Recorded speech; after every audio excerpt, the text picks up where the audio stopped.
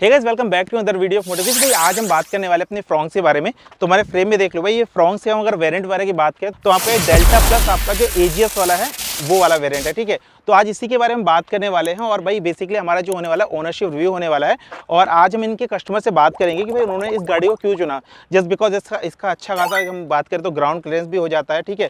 Body type अगर देखें तो अगर आप इसको बलेनो से अगर इसे कंपेयर करते हैं, बिकॉज हम ज़्यादा दूर नहीं जाते, मारुति की बात करते हैं, अगर आप बलेनो से इसे कंपेयर करेंगे, बलेनो से कहीं ज़्यादा अच्छी अगर लुक वाइज देखें तो रोड प्रेजेंस बलेनो से काफ़ी अच्छी हो जाती है और जो ग्राउंड क्लियरेंस है बलेनो से काफ़ी ज़्यादा अच्छा हो जाता है, ठीक है। बट अभी जो कस्टमर इनको लेने गए थे, मतलब जब इनको परचेज किया था जो है उन्होंने और भी टेस्ट ड्राइव वगैरह ली थी, बट इसी में ही क्यों गए हैं तो वो सारी चीज़ें हम इनके ओनर से जानते हैं, ठीक है। सो भाई अभी इनके ओनर से हम बात करते हैं। हमारे साथ मिस्टर भानु भाई हैं, ठीक है। तो उनकी ही वही गाड़ी है, ठीक है। भानु सर कैसे वहाँ पे? बस ठीक है। अच्छा, तो भानु सर एक चीज़ वाले बताइए भाई, वेरिएंट कौन सा? वैसे ऑलरेडी मैंने बता दिया, बट आप अपने मुझसे बताइए कौन सा वेरिएंट है, कितना चला लिए इसे? फ्रॉन्क्स का डेल्टा प्लस एजीएस वेरिएंट आता है, वो है। और लगभग मैंने 3700 किलोमीटर चला चुका हूँ। 3700 किलोमीटर का। कब ली थी आपने वैसे ये मैंने गणपति पूजा के समय लिया था, मतलब लगभग 2.5 महीने हो गए। तो जैसे आपने उस वक्त जब लिया था 2-2.5 महीने पहले लिया था, तो सिर्फ मारुति में ही जाना, मतलब कि सोचा था कि यार मारुति में ही जाएंगे कि अच्छा खासा सर्विस नेटवर्क है और पार्ट बहुत अच्छे मिल जाते हैं, मतलब इस 11 लाख के बजट में और भी ऑप्शन अवेलेबल थे, बट इसमें जाने का रीज़न क्या है? बेसिकली एक तो मारुति पर विश्वास, बिलीव है, क्योंकि बहुत दिनों से, काफ़ी दिनों से मारुति के साथ हूँ जुड़ा हुआ। और दूसरी बात, अगर इसकी सेगमेंट की बात करें तो एक टाइगर आती है रेनॉल्ट की।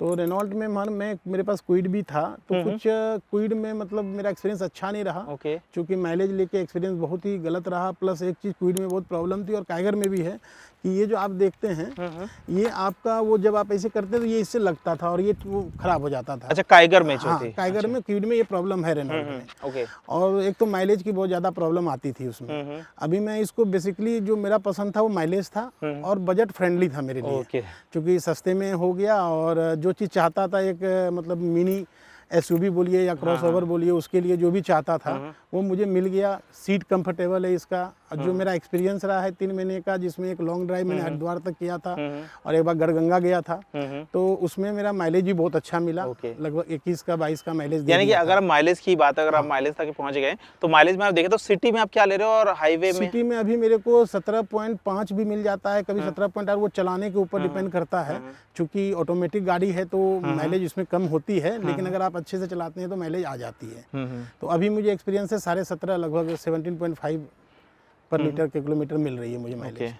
ओके। और हाईवे में आपको बताया था हाईवे में 22 प्लस मिलता है, 22 और प्लस 90 और 100 के स्पीड मेंटेन करने पर। अच्छा, इसमें क्रूज वगैरह मिलता है ना? नहीं, क्रूज नहीं है इसमें डेल्टा में ये कमी है मारुति की, ये मुझे कमी लगा। अगर क्रूज दे दिया रहता तो काफी इजी हो जाता है ना। क्रूज और एक हैंड रेस्ट भी, आर्म रेस्ट भी हो जाता, और साथ में एक सनरूफ मिल जाता तो और सोने पे सुहागा हो जाता। मतलब एज ए इंडियन कस्टमर हम देखे तो भाई कितने पैसे में थोड़ी और चीजें ऐड हो जाती है। तो कुछ अगर बढ़ा लेते वो, अगर 50,000 बढ़ा भी लेते रेट, और अगर ये 3 चीज दे देते, जैसे क्रूज दे देते, आर्म रेस्ट दे देते और अगर सनरूफ दे देते, तो शायद सोनेट वगैरह को ये पीछे छोड़ देता, किया को ये फेल कर देता। अच्छा, चलो आपने किया सोनेट बात करी है, तो अगर हम यहाँ पे जब आप लेने गए थे तो अगर टेस्ट ड्राइव की बात करें तो क्या डायरेक्टली आपने इसी की टेस्ट ड्राइव ली थी या फिर और भी मैंने टेस्ट ड्राइव किया था, जैसे किया सोनेट का भी किया था, टाइगर का भी किया था, नेक्सॉन हमारे भाई के पास ही है, एक ब्रदर के पास।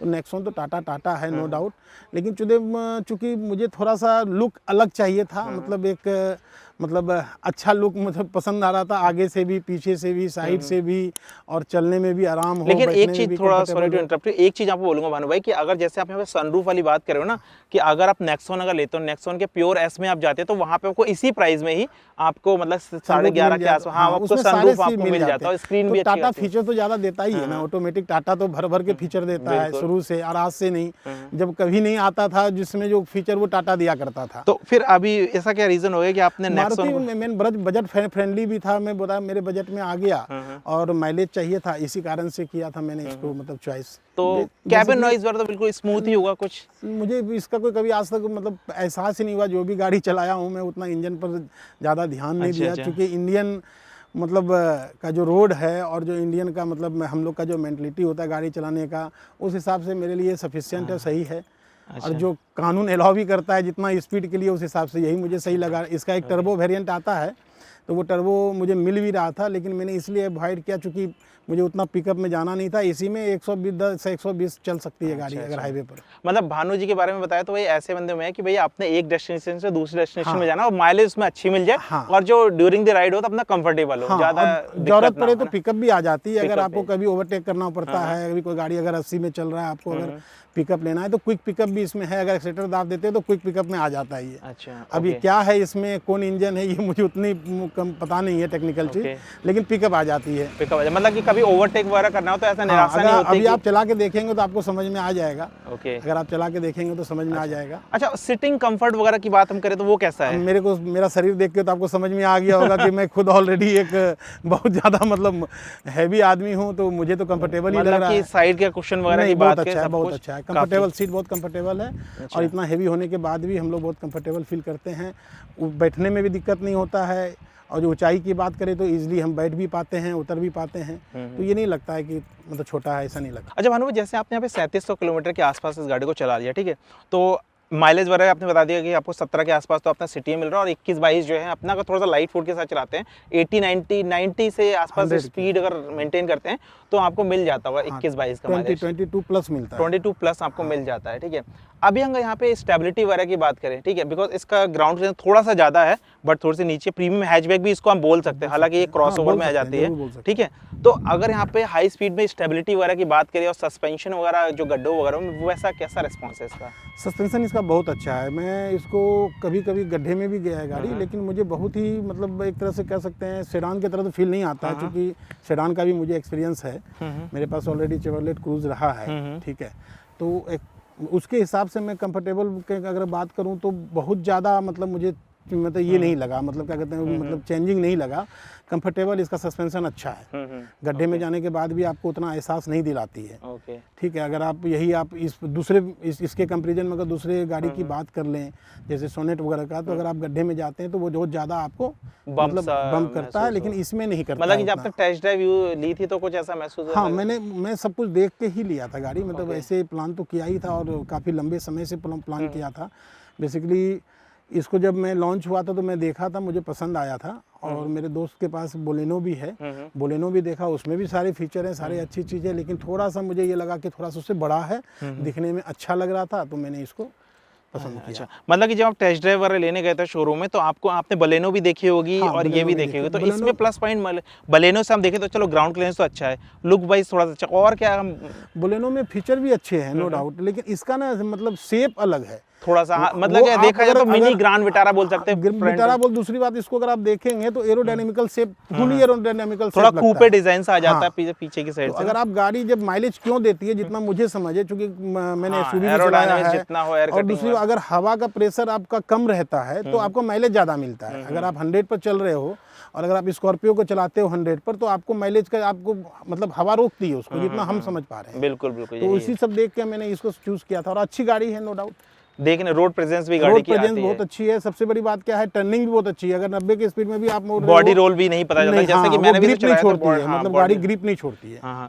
अच्छा, अगर स्टीयरिंग वगैरह की बात करें तो स्टीयरिंग कैसा है? मतलब रेस्पॉन्सिव है, बहुत कंफर्टेबल। स्टीयरिंग में कभी भी कोई प्रॉब्लम नहीं बुझाया मुझे, ना कभी हार्ड नहीं लगा, स्मूथ लगा, बहुत ही मतलब एक तरह से बोल सकते हैं मक्खन की तरह चलने वाली। मतलब मेरा जो एक्सपीरियंस ओवरऑल बहुत अच्छा रहा है। जैसे आप ड्राइव करते हो, मतलब ड्राइवर साइड बैठते हो तो आपको सिटिंग कंफर्ट अच्छा मिलता है, ठीक है, कुशनिंग वगैरह अच्छी है। रेयर पैसेंजर क्या होता है, जब आपकी हाइट भी मेरे ख्याल से 5'11", 5'10" के आसपास है, तो आप अपनी हाइट के हिसाब से बैठते हो, तो पीछे वाला जो पैसेंजर होता है उसको सफिशिएंट लेग स्पेस या फिर रिक्लाइन वगैरह सफिशिएंट मिलता है?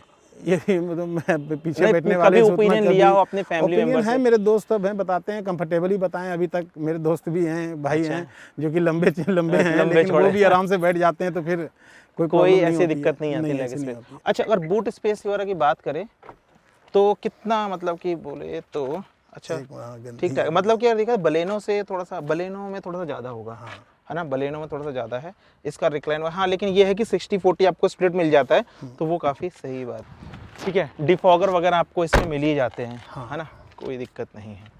अच्छा भानु भाई, एक चीज़ बताना यार, कि जैसे आपने इसका डेल्टा प्लस लिया है, ठीक है, डेल्टा प्लस आपने एजीएस वाला लिया है, अगर इसमें डेल्टा से डेल्टा प्लस में जाते तो कितने का डिफरेंस आता है, मतलब डेल्टा भी बहुत ज़्यादा का डिफरेंस नहीं आ रहा था, 50 से 55 हज़ार का डिफरेंस आ रहा था, लेकिन उस 50 हज़ार के मतलब मुझे फायदे ये मिल गए, जैसे कि एलॉय व्हील मिल गया, अलॉय, उसके बाद आपका ये जो है हेडलैम्प पूरा मिल एलईडी गया, सेटअप, DRL वगैरह, थोड़ा क्रोम, ये आपका डोर वाइजर वगैरह ये सब मिल गया। अच्छा ठीक है, तो 50 हज़ार में मुझे 50,000 के डिफरेंस, मतलब कि वैल्यू फॉर मनी हो जाता है। हाँ, 50,000 से ऊपर होता तो हम बोलते हैं थोड़ा सा वो कॉस्टली पड़ जाता, लेकिन 50,000 में तो वैल्यू ठीक है इसकी, है ना। चलो फाइनली हम कंक्लूजन में पहुंचते हैं भानु भाई कि अगर किसी का बजट 11 लाख के आसपास था, आपने 11 लाख के आसपास पड़ी आपको, 11 से 37 के आसपास मुझे 11 से 11.5 मान लेते हैं, 11.5 लाख का बजट है, ठीक है।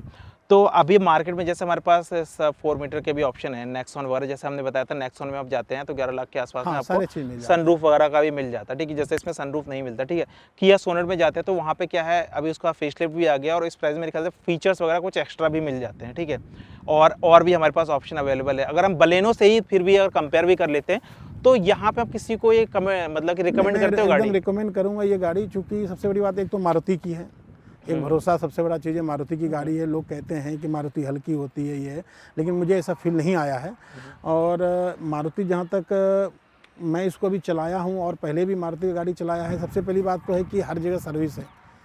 और पैन इंडिया में आप कहीं भी आप जाते हो, घूमने भी जा रहे हो तो हर जगह आपको मिल ही जाएगी, 100-150 किलोमीटर पर कोई ना कोई इसका मिल ही जाएगा आपको। एक तो ये बेनिफिट मुझे लगा, और दूसरा ये बेनिफिट लगा कि जब मैं आप इसको चलाता हूँ तो मुझे आज तक कभी अनकंफर्टेबल लगा नहीं। अच्छा, कभी अनकंफर्टेबल लगा नहीं। तो मैं सबको रिकमेंड यही करूँगा, अगर जो भी कोई लेना चाहते हैं अपने फैमिली फ्रेंड में, हाँ जरूर कहूँगा कि आप फ्रॉन्क्स ले सकते हैं, दिखने में भी सुंदर है और आपको ये भी फील कराएगी कि हाँ एक हम मिनी SUV में बैठे हुए हैं। और अगर आप मतलब छोटे फैमिली हैं, पाँच जन हैं, तो बहुत अच्छे से कंफर्टेबल होकर आप लॉन्ग ड्राइव भी जा सकते हैं। और हाँ, एक चीज़ प्लस पॉइंट ये भी हो जाता है, सपोज अगर कोई मतलब रूरल एरिया में भी रहता है, जैसे बीच उनको जाना पड़ जाता है, उसका ग्राउंड क्लियरेंस जो है वो काफी ज्यादा हद तक, आप ऑफ-रोडिंग भी इसका थोड़ा बहुत कर सकते हैं, मतलब कि ऊबड़ खाबड़ रास्तों से निकाल सकते हैं। इतना तो है कि अभी टच नहीं होगी गाड़ी, ठीक है। तो ये सारी चीज़ें हैं। सो फाइनली यही था हमारा एक छोटा सा ओनरशिप रिव्यू, जिसमें हमने भानु जी से जाना है कि भाई उन्होंने इस गाड़ी को क्यों परचेस किया, ठीक है। सबसे पहला इस गाड़ी का भाई प्लस पॉइंट ये हो जाता है, अच्छी खासी ग्राउंड क्लियरेंस हो जाती है, रोड प्रेजेंस गाड़ी की काफ़ी अच्छी है। अगर आप बलेनो प्लान कर रहे हो तो एक बार इसकी टेस्ट ड्राइव जरूर लेकर के देखो। तो हमारी तरफ से तो ये है भाई, आपको 100% पसंद आएगी ये गाड़ी, ठीक है, अगर आप बलेनो से ही कंपेयर कर रहे हो, ठीक है। बाकी मार्केट में और भी ऑप्शन है, अगर आपको अपनी प्रायोरिटी अकॉर्डिंग जो आपकी नीड को फुलफिल करती है उस गाड़ी में आप जा सकते हो, ठीक है। बाकी ये था भानु जी का एक्सपीरियंस, जिसमें उन्होंने सब गाड़ी के। अच्छा एक चीज़ भानु जी और पूछो, इस गाड़ी के कुछ नेगेटिव प्लस बताओ यार, नेगेटिव पॉइंट्स अगर लास्ट में पूछूं तो। मुझे अभी तक तो कुछ नेगेटिव लगा नहीं है इसमें, तो मैं नेगेटिव अभी कुछ कह नहीं सकता हूं। अच्छा, मतलब सिर्फ आपको जो कमियां लगी है कि आर्मरेस्ट नहीं दिया है, वो कमी लगी कि अगर मारुति वाली चाहते तो थोड़ा पैसे बढ़ा लेते, लेकिन अगर ये दे देते तो अच्छा रहता। और आप बाहर से लगा भी नहीं सकते हो, चूंकि मारुति का नॉर्म एंड कंडीशन है, अगर आप कुछ करते हो, अगर बाहर से लगवाते हो तो फिर आपकी वारंटी खत्म हो जाएगी। वैसे सनरूफ वगैरह तो हम नहीं बोलते हैं कि लगाओ, हाँ, लेकिन आर्मरेस्ट वगैरह तो जो छोटी मोटी चीजें लगा सकते हैं, वो कोई और इसके अलावा सनरूफ वगैरह तो बिल्कुल नहीं है उस चीज़ के, तो भाई सेफ्टी से बिल्कुल ही कॉम्प्रोमाइज तो इसकी वैसे भी नहीं हुई है और ऊपर से और ज़्यादा ही बेकार हो जाएगा, ठीक है। तो भाई ये था हमारा छोटा सा ओनरशिप रिव्यू। अगर आपको वीडियो पसंद आई, वीडियो को लाइक कर दो, चैनल को सब्सक्राइब कर दो, और आपके जो भी फ्रेंड है भाई जो कि बलेनो वगैरह प्लान कर रहे हैं, फिर उनका इतने आसपास का बजट है, तो उनके साथ ये वीडियो शेयर कर देना, तो होपफुली उनके लिए काफ़ी वीडियो जो है ना हेल्पफुल हो जाएगी, ठीक है। तो फिर मिलते हैं किसी नेक्स्ट वीडियो में, तब तक के लिए take care, bye bye, stay safe, be healthy, be safe. Thank you भाई, थैंक यू।